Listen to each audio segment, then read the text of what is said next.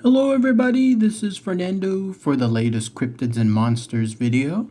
Alright, let's go ahead and let's continue the wonderful book, Mysterious Monsters, Fact or Fiction, this time going into Chapter 2, Part 2, which will showcase another subchapter associated with the Mothman. And so the last one we saw a video that was dedicated to the Mothman apparently being a barn owl. In this case, this person, Ralph Turner, they're going to analyze it as the Mothman is a Sandhill crane. Again, this is why I love focusing on this book, because it'll present both sides of arguments. On one end, you'll have some evidence about people swearing that the so-and-so cryptid is real, and then on the other side, they're stating that, nope, it's definitely just a regular barn animal or some other type of animal, and here's why. So without further ado, let's go ahead and let's start this subchapter. It's called Mothman is a Sandhill Crane. Here's what it says, and then I'll give my thoughts and opinions on it afterward. One night in late 1966, two young couples from Point Pleasant, West Virginia were terrified when a huge winged man-like creature appeared in the light shed by their car headlights. Sightings of the creature, which came to be called Mothman, were reported by many other people over the next several weeks. Then abruptly the sightings stopped, and from then on Mothman has only been reported sporadically near Point Pleasant and elsewhere. During the height of the sightings in late 1966 to early 1967, many townspeople were terrified. Were they and their neighbors seeing some kind of invading extraterrestrial alien, a bizarre and frightening monster, or was there another explanation? Local newspaper reporter Ralph Turner spent at least one night wandering around the creature's favored locale, the abandoned ordnance factory known as the TNT area, but he didn't see the creature himself. He merely got cold and wet and felt rather foolish, he said. Turner later interviewed Dr. Robert L. Smith, a forestry assistant professor at the University of West Virginia, to see if there was a scientific explanation for the Mothman. The following article is Turner's account of that interview, in which Smith told him that he thought that the Mothman was most likely a Sandhill crane. The case of the Mason County monster may have been solved Friday in November 1966 by a West Virginia University professor. Dr. Robert L. Smith, Associate Professor of Wildlife Biology in WVU's Division of Forestry, told Mason Sheriff George Johnson at Point Pleasant he believes that the thing, which has been frightening people in the Point Pleasant area since Tuesday, is a large bird which stopped off while migrating south. From all descriptions I have read about this thing, it perfectly matches the Sandhill crane, said the professor. I definitely believe that's what these people are seeing. Since Tuesday, more than 10 people have spotted what they described as a birdman or mothman in the area of the McClintock Wildlife Station. They described it as a huge gray-winged creature with large red eyes. Dr. Smith said the Sandhill crane stands an average of 5 feet and has a gray plumage.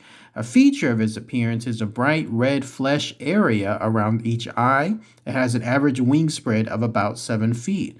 Somebody who has never seen anything like it before could easily get the impression it is a flying man, he said. Car lights would cause the bare skin to reflect as big red circles around the eyes. While such birds are rare to this area, Dr. Smith said this is a migration time and would not be too difficult for one or more of the birds to stop off at the wildlife refuge. There are no official sightings of such birds in West Virginia, although there have been unconfirmed reports in the past, he added. The birds are rarely seen east of the Mississippi, now except in Florida. Distribution mainly is in Canada, and the population is increasing in the Midwest. They winter in Southern California, in Mexico, and along the Gulf Coast. According to one book, the Sandhill crane is a fit successor to the great whooping crane, which is almost extinct.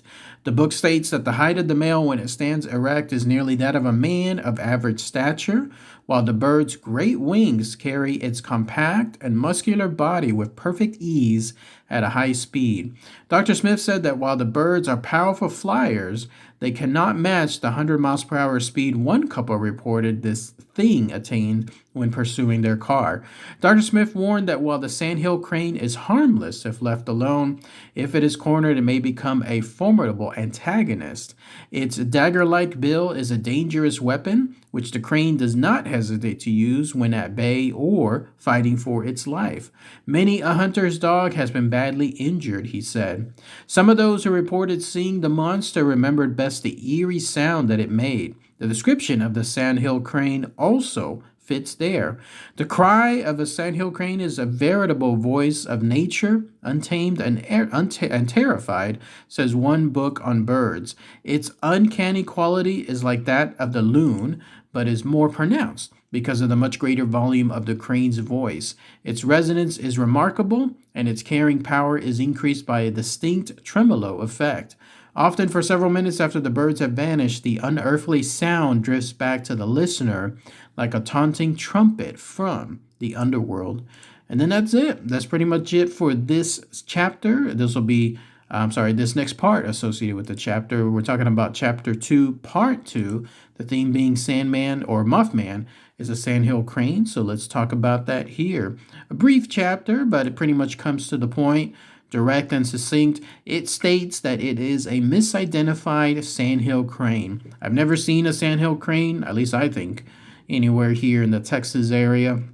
So the idea is the people that were there in West Virginia were the same. They probably have never seen a creature like it before, and so when they see it out there in the wild, all of a sudden following them around or pursuing their car, then they're thinking that it's a monster, when it's in fact a sandhill crane. The guy even analyzes the height, which matches the Mothman, the build, which is also supposed to be kind of muscular, and then also the great wingspan. And then, of course, the most hardest link is the one that's associated with the eyes. How apparently there's something involving some patches, some bright red flesh area that's around each of the sandhill crane's eyes. And so when that happens, it causes people to think that those are big red circles, especially when a car light flashes on it. And then otherwise, he states that it does have some dangerous traits, depending on when it feels it's being attacked, and also the fact that it's, even though it's not really seen in that area, if one of those particular sandhill cranes gets lost or just decides to rest there as it's migrating from point A to point B, then that explains why it's pretty much just a one-off, why this quote-unquote Mothman was seen there just during that one period, and that was it. Never really seen again. So there are a lot of interesting points that point to that, where it could be a sandhill crane. I just think that it's still too much evidence as far as the Mothman, even if it did have a one-off appearance. Too many people saw it in too many different areas, and all of them had the same universal traits. You know how eyewitness accounts can always be so way off from one another, but otherwise they're all universal, and it just points to it being still more of a cryptid. But let me know what you guys think. Does this gentleman present some valid points? All right, everybody, thanks again as always. Take care. Bye.